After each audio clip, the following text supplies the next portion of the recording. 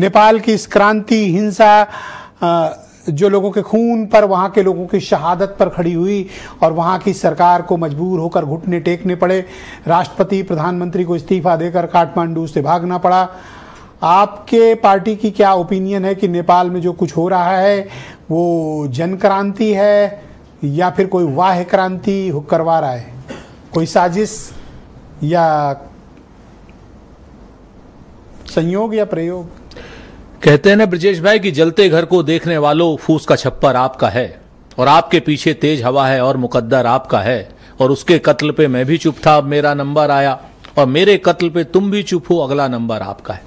ये जो अशांति है ये सारे भारत के पड़ोसी राज्यों में, देशों में, सारे नीचे से लेके ऊपर तक आप उठाइए, आप अफगानिस्तान उठाइए, आप श्रीलंका उठाइए, आप मालदीव उठाइए, मालदीव भी में आप भूल गए थे, आप बांग्लादेश उठाइए, आप भूटान छोड़ करके, एक भूटान ऐसा राज्य है, देश है, बांग्लादेश उठाइए, आप किसी को भी उठा लीजिए, सब जगह अशांति है। आखिर ये कारण क्या है? तो इसका कारण अगर आप ध्यान से देखेंगे तो जो चीन का यार है वही देश का गद्दार है।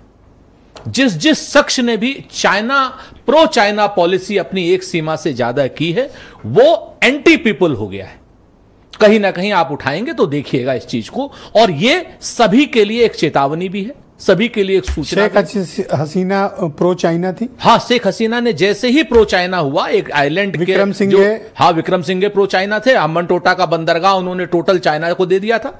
ओके, और तो चाइनीज ही थे। मालदीव तो टोटल चाइना था, और ओली है, ओली तो पूरे चाइनीज थे। आप देखिए आपके सामने, जो चीन का, मैं चेतावनी दे रहा हूं कि जो चीन का यार है वही देश का गद्दार है। आम जनता यहां पर एकदम प्योर प्रो अमेरिकन को और प्योर प्रो चाइनीज को कभी हिंदुस्तान की जनता या हमारे पड़ोसी मुल्कों की जनता स्वीकार नहीं करती।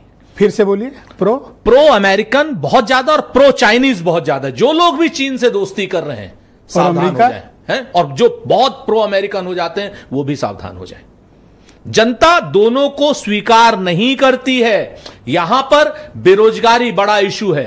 चीन और अमेरिका क्या कहते हैं कि हम विकास विहीन रोजगार, आपको क्या नाम, रोजगार विहीन विकास देंगे, हम बड़े बड़े टैंकर देंगे, बड़े बड़ी चीजें देंगे, पेट्रोल हमसे लो, जहाज हमसे लो, जहाज के कंपोनेंट हमसे लो, आईफोन हमसे लो, आईफोन के कंपोनेंट तुम असेंबल करो, खाली तुम यहां पर असेंबल करो पेचकस से। सर ये क्रांति इतनी बड़ी कैसे हो गई? ये क्रांति के पीछे वही तो है ना सर, चीन और अमेरिका की लड़ाई।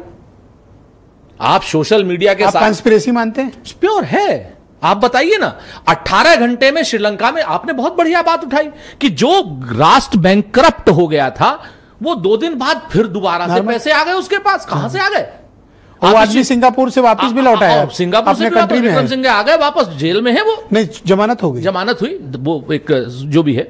आप इस चीज को देखिए, इमरान खान जैसे ही प्रो चाइनीज हुआ, जैसे उसने क्या नाम ग्वादर पर एक लीज लैंड और दिया, वैसे वहां प्रो चाइना होने पे नुकसान कौन पहुंचा रहा है? मैं तो प्रो चाइना, ये तो हमारे दिल्ली के और भारतीय जनता पार्टी के एक्सपर्ट लोग जाने, लेकिन एक चीज तय है कि प्रो चाइनीज और प्रो अमेरिकन होना, आप इसे संयोग नहीं मानते? ये प्योर साजिश है सर। और बहुत दिनों से बेरोजगारों का एक गुस्सा उबल रहा था, भ्रष्टाचारियों के खिलाफ एक गुस्सा उबल रहा था, उसको इस्तेमाल किया है कुछ साजिश करता। चिंगारी में चिंगारी में पेट्रोल डालने का काम किया है। और मैं फिर से कहता हूं, मैं इस चीज को मैं आपसे बार बार कहता हूं कि हम सब लोग जाग जाएं।